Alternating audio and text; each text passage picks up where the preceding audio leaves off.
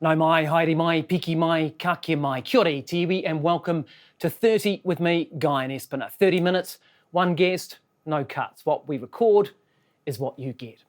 Ambassador John Bolton has vast experience in American foreign and security policy. He served 3 Republican administrations and was the US ambassador to the United Nations. But nothing prepared him for the chaos of the Trump White House. And he resigned as National Security Advisor in 2019 after just 17 months in the role. His book, The Room Where It Happened, lays out his story of dealing with international upheavals abroad and political chaos at home. He's updated the book to warn of the dangers of a second Trump term. So as the American election looms and the world holds its breath with so much at stake in Ukraine, in the Middle East and China, what can we learn from the man who was in the room where it happened? Let's start the clock. 30 minutes with John Bolton.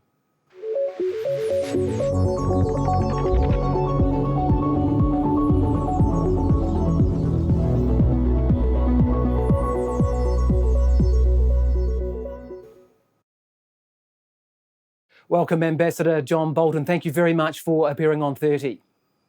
Glad to be with you. Thanks for having me. Look, we'll dive into some of those flashpoints around the world and what a Trump or Harris presidency might mean for them, and possibly some implications for New Zealand too. But I want to start with the forward, the new forward that you've written as you've updated your book. You say that Trump is unfit to be president again. Why? Well, I don't think he understands in the national security area in particular what's really at stake in the world. He knows very little about the world beyond the real estate market in New York and golf resorts around the world. He doesn't care to learn much about it. He thinks that everything is a matter of his personal relationship with foreign leaders. He has no philosophy. He doesn't do policy in the normal sense we understand that word. Everything is ad hoc, transactional, and seen through the prism of whether it benefits Donald Trump in some way. So this is not somebody who is disciplined by the gravity of the responsibility or the weight of the decisions they have to make. It really, it's totally at sea what would happen to the United States in a second Trump term. You've written that in his first 4 years, if the first 4 years were bad, the second 4 would be worse. Why?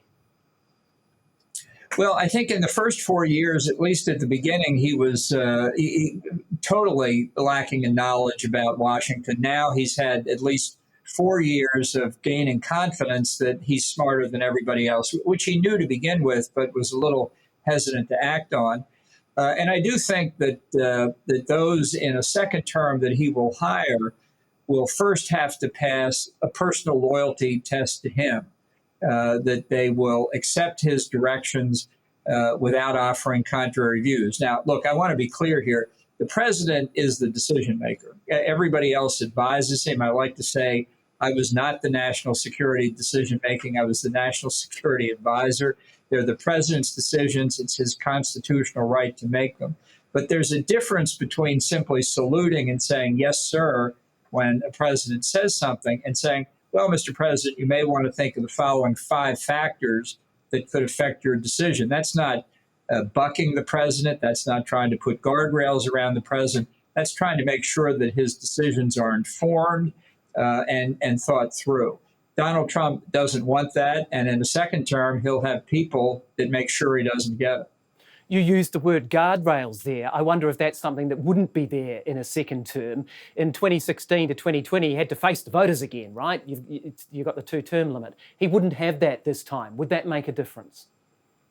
Well, I think that's a very significant difference. The 22nd Amendment means he can't run for the presidency again. In the first term, one of the things that we found was that after we had made substantive policy arguments that didn't convince him, if we could say, well, Mr. President, if you do that, it could have the following negative implications for you personally, that he would get that point and sometimes then make the right policy choice, not for policy reasons, but for political reasons. The politics will still be there because people will be saying to him, this is your legacy now that you're creating. But that's something very different from having to face the voters again. We'll come back to Trump shortly. I want to take a little segue into Kamala Harris, and I want to get your assessment of where she, if she is victorious as president, where she may take US security and foreign policy. What is your assessment of Kamala Harris, Ambassador? Well, I've never met her personally. I believe during her years in the Senate, she didn't have much national security exposure. She did serve on the Senate Intelligence Committee, but as a representative of the Senate Judiciary Committee, meaning looking more from a law enforcement oversight of CIA to keep it on track. Now, for 3.5 years as vice president, presumably she has sat through National Security Council meetings, has absorbed the information provided to her. And that's why I think the best guess you can make at this point is that in the first year of the Harris administration, her national security policy would look a lot like the Biden policy because she would have been immersed in that sort of environment. Let's say it lasts a year, 15 months. She will bring on her own team as National Security Advisor, Secretary of State, Defense, head of the CIA, other key positions. Events in the world will move in whatever direction they'll move in. So her policy will certainly change, but the basis of it, the arc, the trajectory you can predict in the near term, I think will look a lot like Biden. Are you taking the Dick Cheney, Liz Cheney position and actually endorsing Kamala Harris for president, or are you just saying that Trump's unfit to serve? No, I'm not going to vote for either one of them. I don't think either one should be president. Now, I'm in a bit of a dilemma what to do. In 2020, I wrote in the name of Dick Cheney because I wanted to vote for a conservative Republican, and there wasn't one on the ballot. And I sort of planned to do that this year until Liz Cheney announced that her father was also going to vote for Harris. So I'm sorry to hear that. I think I respect their conscience in doing it for sure. I know it's heartfelt and that what they think is the best interest of the United States, but I'm not going to do it. And I think maybe I should vote for somebody else other than Dick. I'm still thinking about it. In 2020, I thought of voting for Ronald Reagan to make the ultimate statement that I wanted a conservative Republican. And, resurrection can happen, I suppose. Wow, just dwell on that for a second. I mean, I think you first campaigned for Goldwater and you served every Republican administration since, 1981? And you just can't bring yourself to do it. I mean, that tells us where we've got to, right? Look, Donald Trump's not a Republican. You can see, and I described in the New Forward, positions he's changed already. I'm not arguing with the substance of them, but he was very negative on abortion when he first ran in 2016. Now he's desperately looking for a way to moderate his position because he knows that after the reversal of Roe v. Wade, it's now an unpopular position for Republicans. I could give you, in the first term, I recall many times in my service in the White House where he criticized cryptocurrency very strongly, and I think very, very astutely, actually. Now he's all in favor of cryptocurrency. So he'll change his position if he thinks it benefits him politically because he doesn't care about the substance of it. All right, let's get to some international relations stuff. You paint the picture in your book of Trump sort of fawning before these authoritarian leaders. I mean, there's the love letters with Kim Jong-un. There's the way he handled Xi Jinping and Putin. I mean, is it just a failure to separate his own interests and the interests of the United States? Well, I think he is genetically incapable of thinking about anything other than his own interest. And he sees the interest of the United States as inseparable from his. He has said many times that he thinks if he has good personal relations with Vladimir Putin, Xi Jinping, that therefore the United States has good relations with Russia or China. Simply not true. I'm not discounting the role of personal relations, but people like Putin and Xi know exactly what they think their country's interests are, and they know exactly how they're going to pursue them. This is just not a thought that crosses Trump's mind. Let's dwell on Russia. Trump has said that if he wins the presidency, that even before Inauguration Day, he'll have the Russia-Ukraine war sorted. What do you think he means by that? And more broadly, Ambassador, what would a Trump presidency mean for the Russia-Ukraine war? Well, he has no idea what he would do, but this is part of the image he projects. He's the person who wrote The Art of the Deal, and the deal is everything. What are the terms of the deal? He doesn't know at this point. One side you can always solve a war. It's really very easy. It only takes one step. One side has to surrender. End of war. I mean, how hard is that? And I think, unfortunately, the problem is that's the position he's going to put Ukraine in. His vice presidential nominee, J.D. Vance, said just a few weeks ago that his idea of the terms of a deal would be Russia keeps all the territory it now has. You build a demilitarized zone in between, and Ukraine agrees not to join NATO. Well, that's the Kremlin position. I mean, if Putin's thinking anything in response to that, he's saying I should have asked for more because I could have gotten it from these people. That's the end of the road for U.S. assistance to Ukraine, and I think a Trump presidency is going to be hugely negative from the Ukrainian perspective. So much happening in the Middle East. I mean, in the time that we're taking to do this interview, I'm sure there'll be more development, so we won't dwell a long time on this. But Trump seemed very pro-Israel in his first term. Do you think that would be likely to continue, or again, is it a transactional and opportunistic approach that we would expect? Well, I think the reasons he was strongly for Israel and in fact made a number of significant decisions, moving the U.S. embassy to Jerusalem from Tel Aviv, recognizing Israel's annexation of the Golan Heights, because he thought it was beneficial to him politically.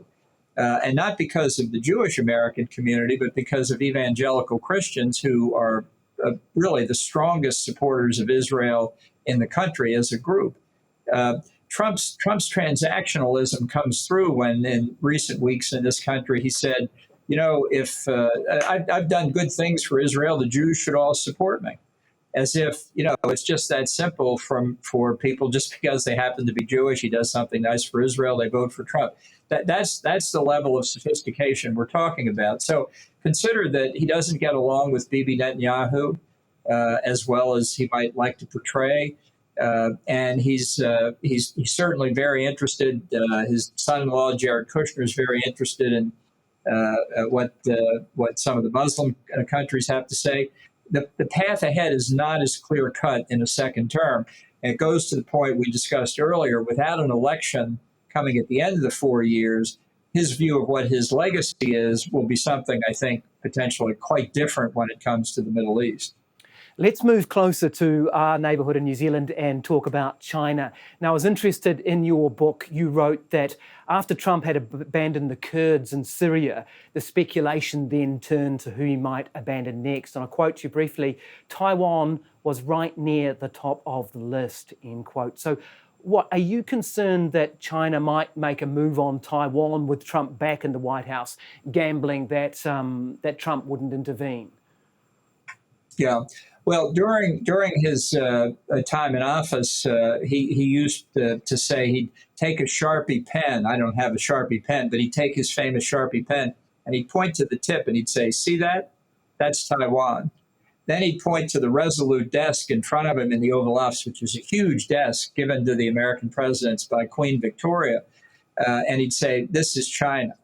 And so the comparison, I think, is pretty clear. If I were Xi Jinping, I would call Trump up the day after the election if he won and say, "Donald, I'm so glad you've been reelected. Joe Biden was a disaster. We have so many problems between our countries. You and I can solve these problems. Let's sit down very early and get all this behind us. Let's negotiate the trade deal of the century." And in a heartbeat, that's what Trump would be off to do. So for Taiwan and really everybody on China's Indo-Pacific periphery, I wouldn't count on his attitude being as negative as his current rhetoric would imply. So again, does that bring Taiwan more into play? I mean, would it be more likely that China might make a move on him under a Trump on Taiwan under a Trump presidency? Well, I think they would do something. I'm not one who believes they would invade. That's difficult. It's across 100 miles of open water. We don't think China has a big amphibious landing capability. We all remember Dwight Eisenhower leading the Allies at D-Day. Chinese are not ready for that. And besides, and maybe even more importantly, they don't want to grind Taiwan's industrial capabilities, particularly the semiconductor chip manufacturing capabilities, into the dust. They want to take the whole island over with its full productivity intact. So I think the way Beijing would proceed would be under some pretext to create a political crisis, and then throw a blockade around the island to see if the United States and others would come to its defense. And if we failed to do that, then I think Taiwan would fall into China's lap like a piece of ripe fruit. And they would get it without a struggle, and they'd get it whole. Obviously, New Zealand has a big interest in this. China is our largest trading partner, yet we have sought our security from the United States, and we're part of the Five Eyes, as you know. So we've been walking this tightrope to some degree for a number of years. Do you think balancing that tightrope for New Zealand is going to become more difficult under a Trump presidency? Well, it depends on which way he goes with China, and as I say, nobody can predict that up to and including Donald Trump, because he doesn't really know. I mean, I think what we're seeing in the world is the growth of the Chinese-Russian axis. I think this has been true for about a year and a half, and I've been surprised. It was certainly my view at the time. There were others who agreed with that. It's now almost conventional wisdom that this axis is forming, with outriders like North Korea, like Iran and Syria, like Belarus, like Cuba, Venezuela, and Nicaragua. Still growing, still has growing pains, but that is what we're all confronting. And the biggest problem with China that distinguishes our current situation from the Cold War is that we all have a lot more economic interchange with China than any of us ever did with the Soviet Union back in the day. So we've all got this economic problem, and it's going to be difficult to wrestle with. But I will predict to you that the relations of the West with China as over the next 20 years will continue to deteriorate, not because of anything we're doing, but because of what China's doing. And I think unwinding from the Chinese economic connection is going to be difficult, but it's imperative. And, you know, the administration in Washington talked for the last 3 years about de-risking, but not decoupling from China. Now I think people are talking openly about decoupling. And at the level of firms, whether you're selling into the Chinese market or buying in your supply chain from the Chinese market, de-risking is decoupling. And that's what many investors are doing. They're not putting new capital investment into China. Purchases from China, industrial products in the United States are down at historically low levels. Everybody's got a different set of economic interchanges with China, but I think everybody's best advised to say maybe we ought to find new markets or new sources of supply just in case. And you talked and used the word imperative there, imperative to decouple and to lessen that economic reliance on China. Would you say that to New Zealand as well? Is that should that be New Zealand's strategy too? Yes, and I think in a way New Zealand led the way, certainly with respect to the United States. And I'd give your friends in Australia credit too. When they came to us in early 2018, and when I was just new in the White House, and said, look, you better take a look at Huawei and ZTE and these other Chinese telecommunications companies. Their goal is to take control of fifth generation telecommunications. They're arms of the Chinese state. They're not innocent telecoms companies. And honestly, while there were many people in the government I know who were looking at this question, for me, it was a real wake-up call. And the U.S. and frankly, the rest of the world owes New Zealand and Australia a real debt of gratitude for alerting us, for being the first ones to realize it. And I think the realization is growing, although a lot of our European friends still don't get it. So that cognizance of the risk we face from China economically, and also the risk we face from Chinese influence operations in our countries, has been felt first in Australia and New Zealand. And we see it in the United States, and the Europeans see it too. So your perceptions, I mean, should apply to your own economy too. Let's just talk about an adjacent issue, which is AUKUS, where you have the Pillar 1, the nuclear sharing technology with America, the UK and Australia. New Zealand has been invited or encouraged to join this so-called Pillar 2, which is a non-nuclear military sharing technology arrangement. Why would America want New Zealand to join that? Well, I think because we're all Five Eyes countries. Personally, I wish you would join Pillar 1 too. I wish we could have a conversation. We don't have time here on the nuclear subject. But I think we do, really, Ambassador. I think we can talk about that. Fine. Everybody in the Indo-Pacific that faces the threat from China, including the small island nations in the Greater Pacific, really have to be concerned about Chinese hegemonic efforts in their near region first, but worldwide too. And so I think nobody's saying we're going to create an Asian NATO tomorrow, but there are a number of things in formation. AUKUS is one of them. The Asian Quad, Japan, Shinzo Abe, his idea when he was prime minister, but Japan, India, Australia, the U.S. I've already said I think South Korea ought to come into the Quad. Maybe New Zealand would be interested. We don't know exactly how it's going to develop, but there's no one answer here. There are multiple things we ought to be doing to face this, principally the Chinese threat in the Pacific, but the Chinese-Russia axis as well, which we can see at work elsewhere in the Middle East right now, in Ukraine. It's all related. You said, I'm not sure, partially possibly in jest, but you said that you would like it if New Zealand could join Pillar 1. I assume that's a reference to the anti-nuclear or the non-nuclear policy that New Zealand has of banning nuclear-powered and nuclear-armed ships from New Zealand waters. I think you would have been in the Reagan administration at the time that came in, possibly. So you'd have a long history of this. Tell me your views about that policy that New Zealand has and about how current, how relevant, and possibly some of the barriers or challenges that you see that policy having in the mid-2020s. Well, I think New Zealand, among others, should recognize there's a difference between nuclear weapons and nuclear power, even on naval warships. Or civil nuclear power for municipalities and industries in their country. If you want a really environmentally positive way to provide energy that doesn't depend on the fickleness of wind and sun, nuclear energy is the answer. What country in Europe has the highest percentage of its power come from nuclear energy? Sweden, of all places. So we're not talking about the warlike countries, although I'm very happy that Sweden did join NATO along with Finland.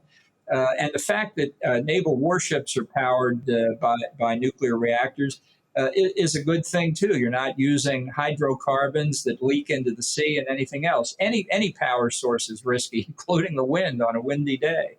But the nuclear taboo, if you want to establish the taboo for nuclear weapons, okay, I get that. But nuclear power itself, I just think is a mistake. So do you think New Zealand's policy is outdated and should be reconsidered? Yeah, look, I mean, we're past the China syndrome. We're past Chernobyl, the nuclear reactors that have been developed today, including designs by Canadians that don't even involve enriched uranium. World is almost 50 years past all that, and the technology makes it considerably safer. And as I say, environmentally, much better for those who are worried about global warming. How is that policy viewed in American security circles, New Zealand's anti-nuclear policy?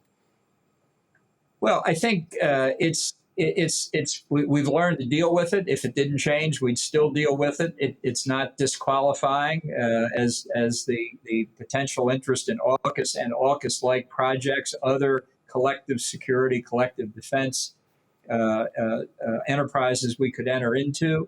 It hasn't affected our close relations. I was a good friend and colleague with Rosemary Banks when she was UN ambassador at the same time I was UN ambassador. She's now back again as New Zealand's ambassador in Washington. So it's not a problem there. It's not a problem in Five Eyes. But going forward in what I think is an increasingly dangerous world, I don't want to see New Zealand however far away it is from other large bodies of land, I don't want to see it spun off on its own because you'll simply be at greater risk.